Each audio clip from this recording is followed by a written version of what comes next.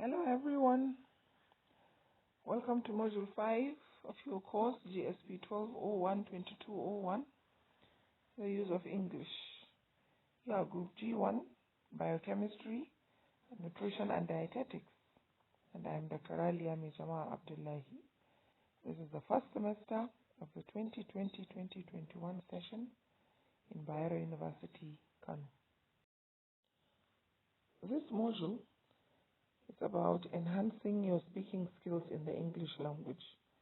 So the focus then is on providing practical explanation and drills that may enhance your ability to acquire and develop those speaking skills. Therefore, the module is going to focus on English sounds, syllable structures, stress, and intonation. Slide 3, the English sounds. Now, when we speak of English sounds, there are a few things we need to clear up or to understand before we move on to the technical aspect of the topic. The first one is that English sounds are made up of either consonant or vowel sounds.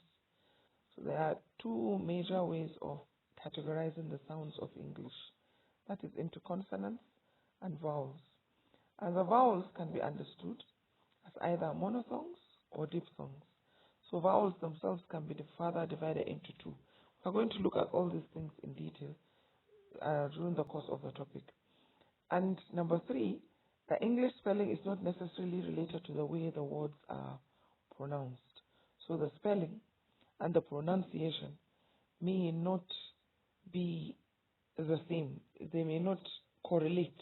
You may find that what you see on the page is not actually the way you pronounce the word. Likewise, in English, spelling is done with 26 letters of the English alphabet, while pronunciation involves 44 sounds. So you can see that there are more sounds than there are letters.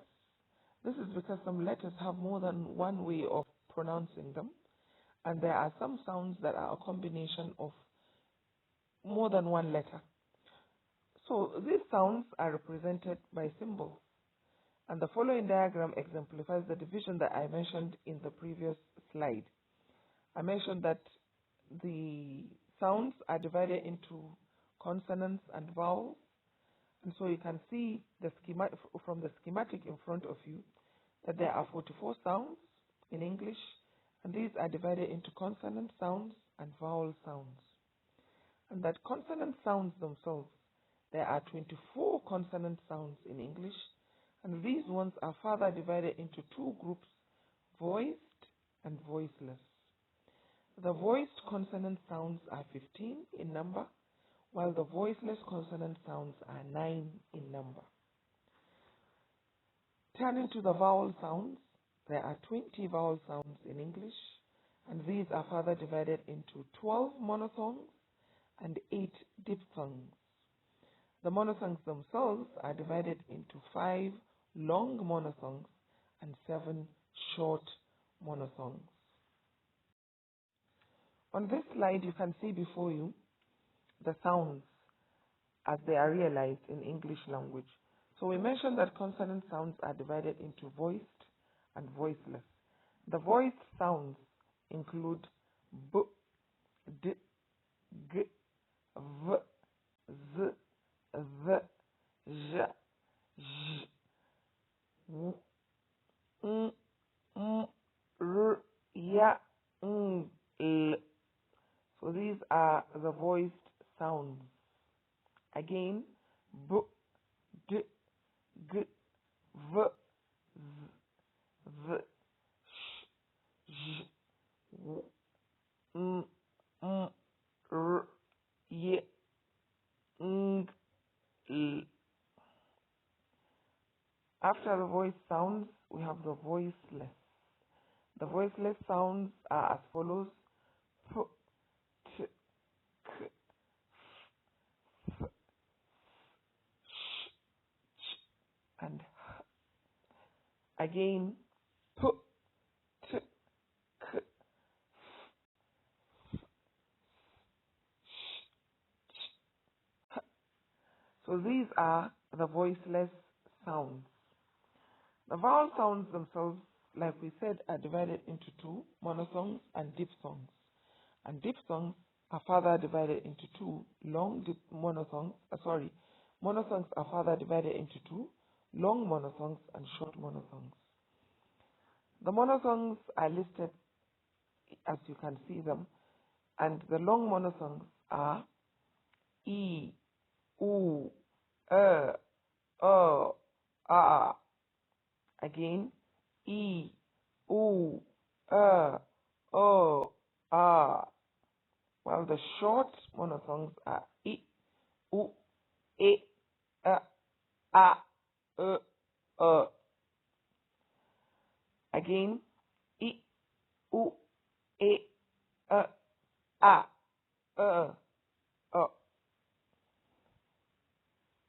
The second kind of vowel sounds are diphthongs. And diphthongs, from the word di, meaning two, are a combination of two vowel sounds that normally occur together. So you have ear, air, a, oi, I, o, and ow. Again, ear, air, a, oi, I, o, ow. So now that we are familiar with the sounds of English and how they are divided, let us move on to minimal pairs. What are minimal pairs? Minimal pairs refers to a situation when two words are identical in form except for a contrast in one sound or phoneme occurring in the same position.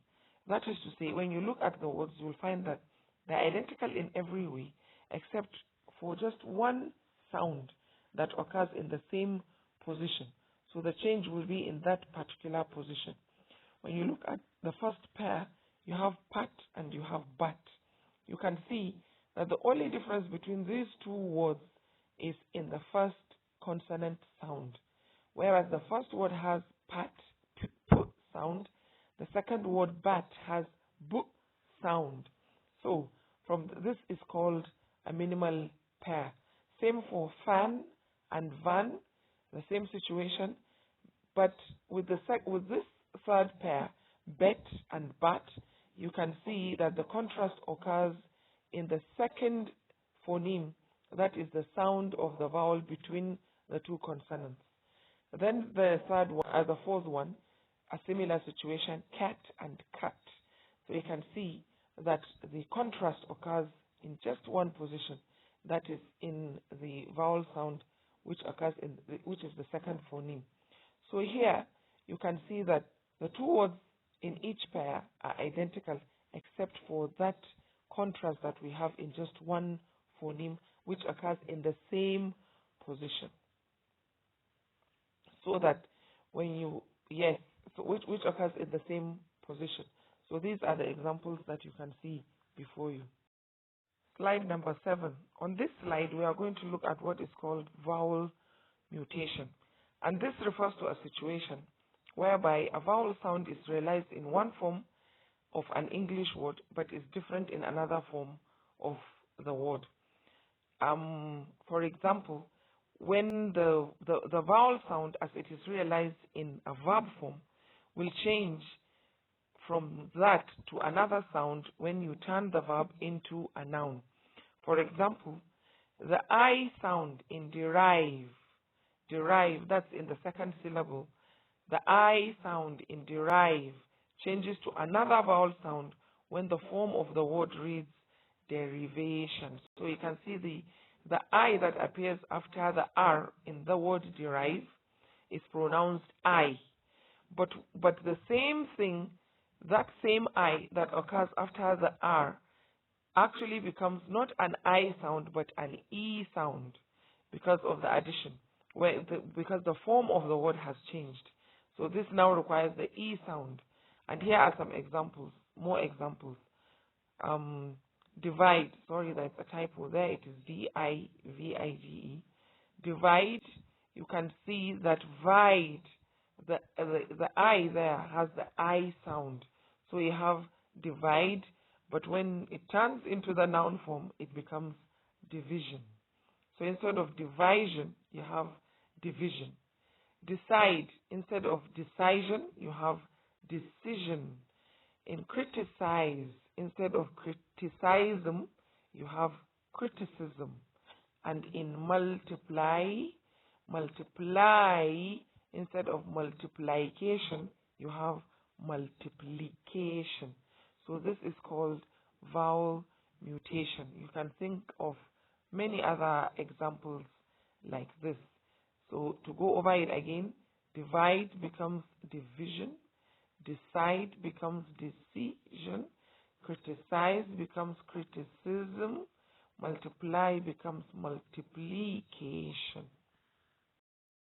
Across the next 4 slides, we shall be discussing syllable structures and consonant clusters. That's from slide 8 to slide 11. So let's begin with syllable structure. What is a syllable? A syllable is a word or a part of a word which contains a consonant and a vowel, and it is often represented as CV, C for consonant, V for vowel. For instance, in the word go, we have a consonant and a vowel. Liver consists of 2 syllables. Li, that is 1 syllable, a consonant and a vowel, and ver, again a consonant and a vowel. On a general note, a syllable must contain a vowel sound. So this means that a vowel sound can constitute a syllable in a word. For example, the initial A in away stands as a syllable. So that means that what is compulsory in a syllable is a vowel. You can have a syllable that does not have a consonant. But ideally, what you have is a consonant and a vowel. As you can see, in the word away, a can stand as a syllable, while way stands as another syllable. Keep in mind that the syllable is measured not by the number of letters that form the syllable, but by the number of sounds. By the combination of consonant and vowel sounds. So we are looking at the sounds. It's the sound that makes the syllable. As long as you don't change the vowel sound, then you don't have another syllable. This is why in the word 8, for example, you will say you have only 1 syllable, because it is not a te. It is just 8. There is just 1 vowel sound. Usually, the vowel sound determines the syllable, not the consonant sound. So, 1 syllable words. Examples of 1 syllable words are come, go, no, home, south, east, broom, blue. You can see that come has 2 vowels in it, O and E. But because the E is silent, the word is not come, so you now have just 1 syllable. Even though you have 4 letters there, it is still CV because it is just a consonant sound, come, k, and the vowel sound also. It's the vowel sound that determines the syllable. Come, go, no, home, south, east, broom, blue. So that means then that even in the word come, although you have another consonant, since it is not followed by a vowel, it is not a new syllable. So it is swallowed up by the syllable or by the vowel sound that comes before it. So that means because the E is silent, if it were come, then M and E would be a separate syllable. But it is not. The E is silent, so the M is swallowed into the syllable that precedes it. Examples of 2 syllable words: teacher, marker, curfew, madam, purchase, motion. So you can see just by listening, you find that there are 2 sounds going on in these words. Teacher. So you see you have the E sound and the R sound. Marker. You have the R and the R. You have curfew. The R and the E, right? The R and the U. You have madam. You have the R and the R again. chase, and motion, O and E. So, O and So, for here, it's clear. The two sounds are clear. The vowel sounds are obvious. So, this is how you identify two-syllable words. It's just like counting on your fingers how many times you are changing sounds. So, for example, three-syllable words, when you count on your fingers, photograph, chancellor, elevate, insistence, informal. These are examples of three-syllable words. Four-syllable words, development, comparable, intelligence, agriculture. Five-syllable words, selectivity, extravagancy, consideration. Six-syllable words, extraordinary, superiority, internationalize, experimentation. You can count extraordinary, superiority, internationalize, experimentation. Seven-syllable words, intelligibility, irresponsibility, industrialization. Eight-syllable words, irreconcilability, internationalization. So you can count on your fingers as you pronounce the words, and you will see that you'll be able to come out with the number of syllables that you have.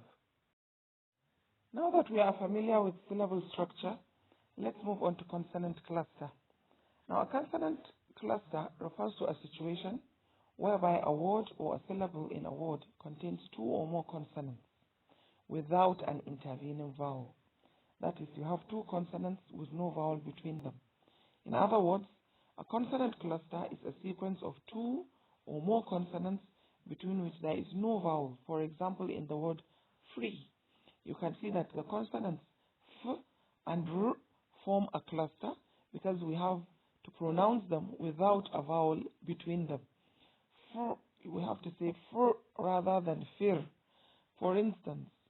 So, let's see other examples. But before we move on, this word, because of mother tongue interference, for example, you may find some people, instead of saying free, they will say firi. But this is actually not correct because there is no vowel between the two consonants. So they have to be pronounced together as fr rather than fir. The first example of consonant clusters is the two consonant cluster, where you have two consonants together. For example, in the words travel, you can see a consonant cluster at TR. Dress, there's a consonant cluster at DR. Pleasure, there's a consonant cluster at P and L. Bride, BR. Prince, PR. Three, the TH is one sound and the R is one sound. So there's a consonant cluster there. Style, ST is your consonant cluster. And school, because CH is also one sound. K, so you have a consonant cluster. This is where we say there are two consonant clusters. Please, like we mentioned again before, when you are dealing with sounds, you are not dealing with the number of letters that you have. Remember, we have more sounds even than we have letters. So you have to be careful. You can see that in this case, like in the case of school, for instance, you have two consonants. When you take them as letters, C and H, you have two of them. But when you combine them, they are just one sound. K, so that you have school. You can see that even though it is three letters, what you actually have are two consonants. Because when we speak of consonant, we are talking about the sound, not the letter. So also when we speak of vowels, we are talking about the sounds, not the letters. So please keep this in mind so that you are not confused. simply because you see STYL, you believe that it is 4 letters or 4 consonants. But actually we are looking at the sound, so that we have style, right? Style. And then you have school, you have travel, dress, pleasure, bride, prince, 3. So this is called consonant clusters. These are examples of 2 consonant clusters. The next example is the example of 3 consonant clusters. In the words spring, you can see you have sp, S, P, and then again R. Spring, splash, SPL. 3 consonant sounds. Splash, scribe, scribe, helps, LPS. You have the helps. Then you have corrupt. So you have PTS. Dumped, dumped. You have M. The PE is 1 sound, P, and then you have the D sound. So it's dumped. Expect, the CTS, and next. You have X and T. But you see the X is next. So it's not negs. It is k, t. So you have next. It's like 3 sounds there, even though it's just one. It's just 2 letters, but the X itself is realized as 2 sounds, k and s. So it's next. So this is why you have 3 consonant clusters. You call it a 3. This is why you have a 3 consonant cluster, even though there are 2 letters there. Examples of 4 consonant clusters: exclaim, exclaim, X, and then you have X. So you have 4 consonant clusters: explain, expl. You have extract, text, because of the S that has been added. If it were just text, it will be 3. Exempt, 12, and so on. So these are examples of 4 consonant clusters. On this slide, slide number 12, we are moving on from syllable structure and consonant clusters to stress and intonation. Now, stress refers to the prominence that is given to a syllable. Because in many languages, such as English, certain syllables in a word are louder or slightly higher in pitch and somewhat longer in duration than others in the same word. And these types of syllables are referred to as the stressed syllable. For example, you have a word that contains more than 1 syllable. You may notice that you speak out 1 syllable higher or louder or more than you speak out the other syllable. We shall see examples as we move on. So that is what we call stress. When you pronounce 1 syllable more intensely or more strongly than you pronounce other syllables, you have what is called stress. So stress plays a very important role in English pronunciation, because inability to stress the right syllable in a word may distort the form of the word and sometimes even its meaning. Since stress is concerned with the prominence given to a syllable, in English only 1 syllable is usually stressed in a word. So what we are saying is that the reason why we are even studying this in the first place is because if you miss the correct stress, you either distort the form of the word, that is, you are changing the form of the word. From sometimes the stress might determine whether the word is a verb or a noun, because it's the same spelling. Or you distort even the meaning, because the stress might determine the meaning of the word. When you stress 1 syllable, you mean 1 thing. When you stress the next syllable or another syllable in the same word, you mean another thing entirely. Let's move on to the subsequent slides and see what we mean. Now you should note that function words such as determiners, pronouns, prepositions, and auxiliaries tend not to be stressed. that is ordinarily, except if you want to make special emphasis. For example, when you say the man or the man, so you see there is a difference. You are stressing the word the man, so you are stressing a particular or specific man. So it is only in such cases that those words are stressed, but otherwise they are just used unstressed. But this means then that only content words, words that have specific meanings, such as nouns, verbs, and so on, are stressed. So in the words of one syllable, the stress falls on the one syllable. For example, in words like short, tall, broom, skin, space, men, hair, or hair.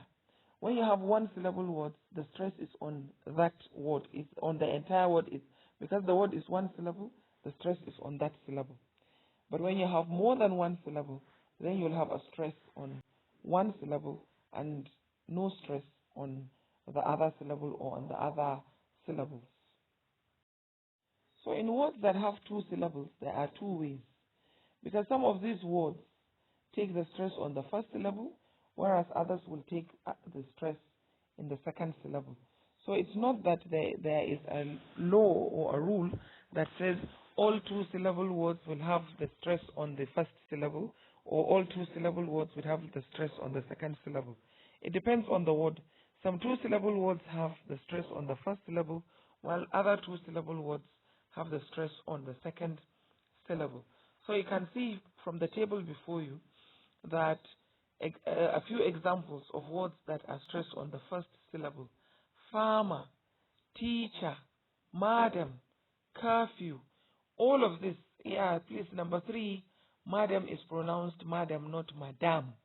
That's the Nigerian English pronunciation, and it is a distortion of the word because it puts the stress on the second syllable, which is wrong.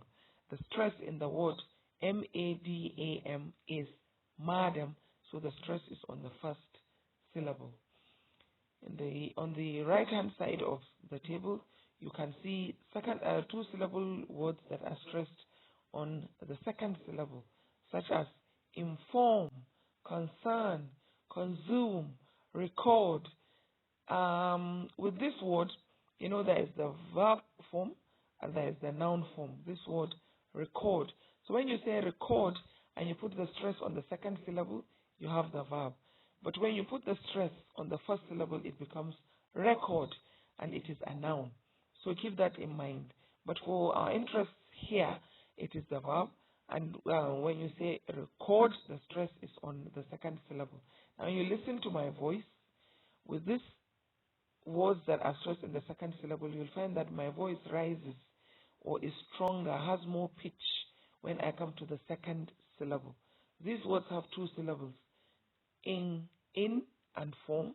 In forming one syllable, form forming the second syllable.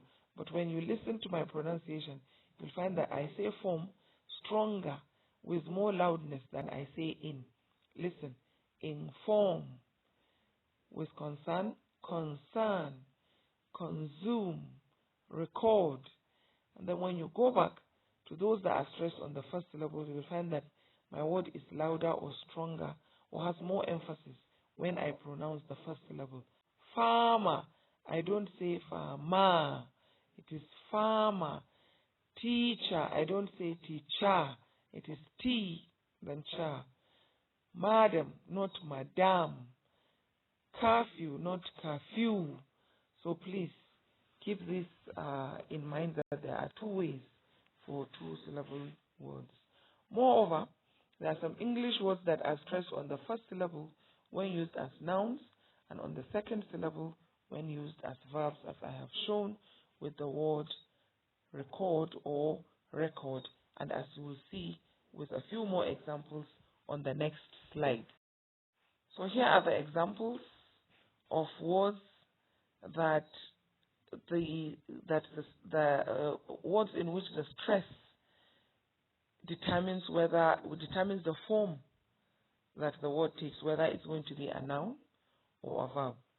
So look at the first one: in fact, look at the entire table. You'll find that it's the same three words in the first column that are repeated in the second column.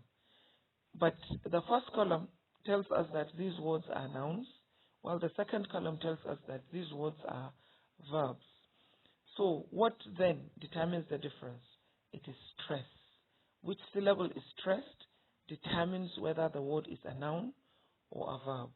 So the first one, when you stress the first syllable, you have a noun. Contract.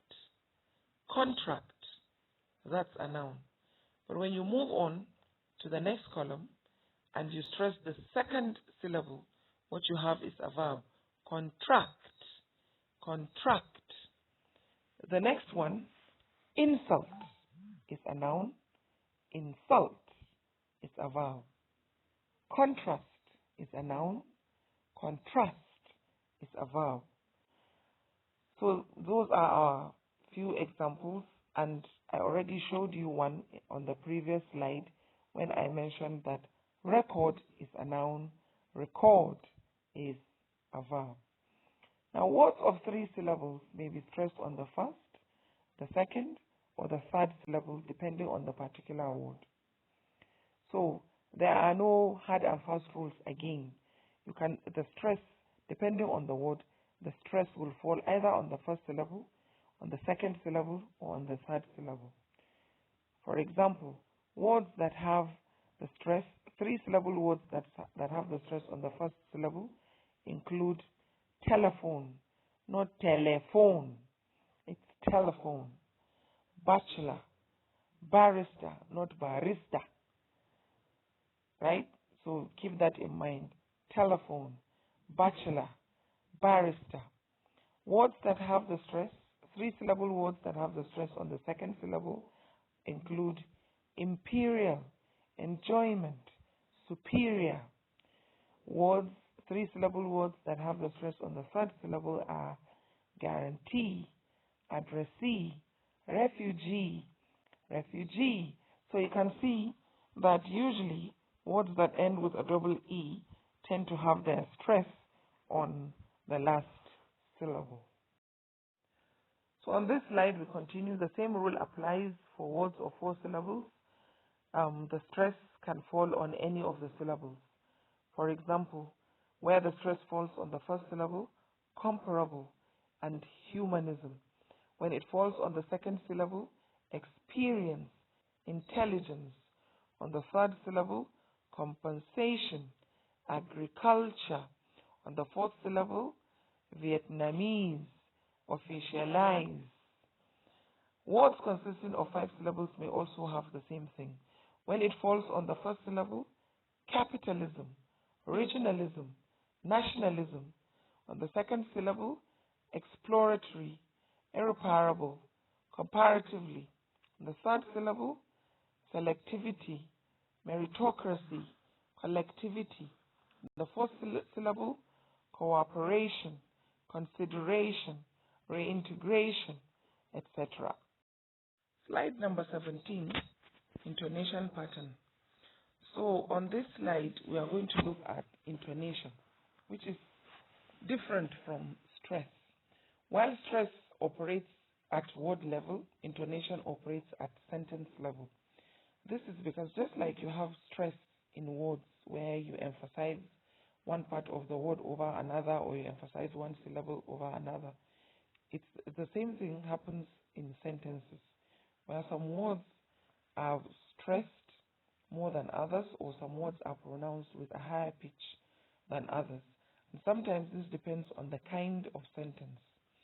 But every kind of sentence has its own intonation pattern. So what is information? It refers to the general direction of your voice when you utter a sentence or a phrase. And you can usually tell, even if you don't speak a language, you can usually tell when someone is asking you a question or when they are making a statement based on the intonation. So intonation is determined through falling or rising tone, or both. You can have rising tone is when you are stressing, falling tone is when you are not stressing. So in general, the falling tone is used in simple declarative sentences.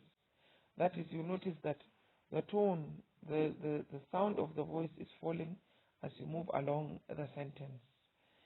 It is also the falling tone that you find in commands and in WH questions, whereas the rising tone is used in polite requests, yes and no questions, and in the listing of items. And this falling and rising is used in long questions and long sentences. That is when you have a mixture of the two, fall and rise. While when you are exclaiming, when your sentence is exclamatory, it requires that the whole sentence will remain high. So here are a few examples. With the falling tone, the simple declaration sentence or declarative sentence. Rahama is a good girl. I'm going to school. He wants to join the committee. The same thing happens in the command. Come here. Wait a minute. Drive carefully. The same thing, it's all falling tone in WH questions. When do you pray? Where is your friend? Who instructed you? All of these are examples of the falling tone, and you shall see the difference when we come to the rising tone on the next slide. So the rising tone is realized in these ways. One is in the polite request. Bring the bag here, please. Can you type a little faster, please? Can I come with you? You'll notice that my voice is a bit higher, more strung out. Also in yes-no question. Did you tell him? Is it important? Are you a student? So you can see my tone is rising. And also in a listing of items. She bought a pair of shoes, a bag, and a veil. There are many things in the room, such as a bed, a chair, a table, and a fan. So when we make lists, when we ask yes or no questions, or when we make a polite request, you will notice that what we have is the rising tone. Examples of when you have the falling and rising tones in the same sentence are when you have clauses in that sentence. For example, when you are ready, I will bring the question papers. If it is time, let me know. So you can notice that in the first clause, when you are ready, my tone has risen. I will bring the question papers. My tone has fallen. If it is time, let me know. If it is time, rising tone, let me know, falling tone. When the man arrived, the program had already started. When the man arrived, rising tone. The program had already started, falling tone. You also see the same thing in question tags. Use of English lecture is interesting, isn't it? So you find that my tone rises now on the second part of the question. Isn't it? Tone rises. But there is a falling tone in just use of English lecture is interesting. Learning is a process. That's a falling tone. Isn't it? A rising tone. You have all registered for the course. That's a falling tone. Haven't you? Rising tone. So in these cases, you have a combination of the two tones in the same sentence. Finally, you have the situation whereby the tone is all high. It's all high tones. And this happens when you are exclaiming. That is in the exclamatory sentence. He's the new VC. They are withdrawn. You have succeeded. So where there is excitement, where there is exclamation, then you have all high tone. All the words are mentioned with emphasis, with stress, with force. So the entire sentence is pronounced in an all high tone. So in this module, we have looked at English sounds and how they are divided into vowels and consonants and how these are further divided into other groups. And we've also considered stress and intonation. So this is the aim has been to improve your speaking skills so that you understand the sounds of the language and you understand the syllable structure, you understand consonant clusters and minimal pairs, and you understand stress and intonation so as to avoid wrong pronunciations and the distortion of either the words themselves or the distortions of their meanings. So with this, we come to the end of this module.